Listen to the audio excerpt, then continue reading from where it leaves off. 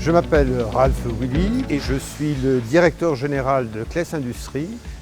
Claes Industries est une société ancienne puisqu'elle a été créée dans les années 1850. C'est aujourd'hui un des leaders mondiaux dans la conception, la commercialisation, la production d'équipements de gaz avec trois mots d'ordre qui sont la qualité, la fiabilité et la sécurité. Notre gamme se compose principalement de détendeurs de gaz, de valves, de raccords et d'accessoires de sécurité. Nos clients principaux sont les compagnies de gaz d'abord, les distributeurs spécialisés et généralistes et enfin les fabricants de citernes.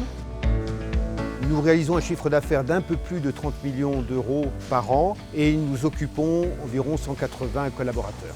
Nous sommes situés dans cette belle région qui est l'Auvergne, à quelques encablures de la ville de Clermont-Ferrand.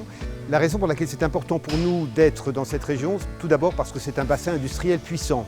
Et la deuxième raison, c'est que Claes Industries se trouve au cœur de l'Europe, ce qui facilite grandement, évidemment, tout ce qui est logistique.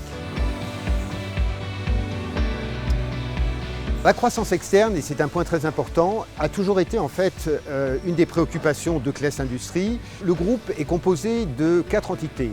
Le siège à Clermont-Ferrand, la maison mère, qui réalise environ la moitié du chiffre d'affaires, mais également nous sommes un groupe international. Nous avons une unité de production au Brésil, une en Italie et une en Grande-Bretagne. L'export est une de nos priorités. Il faut savoir que nous réalisons déjà 70% de notre chiffre d'affaires à l'export. Nous avons déjà une forte présence au Moyen-Orient et puis nous regardons ce qui se passe sur d'autres marchés comme l'Amérique du Sud ou les États-Unis. Innovafon est entré chez nous en fin 2022 dans le cadre d'un LBO classique en ayant pris soin de bien associer le management au travers d'une implication capitalistique forte. Alors, ce que nous attendons d'Innovafon, c'est d'être à nos côtés en termes d'investissement pour pouvoir continuer cette croissance profitable et nous aider à renforcer nos positions au travers d'une croissance externe.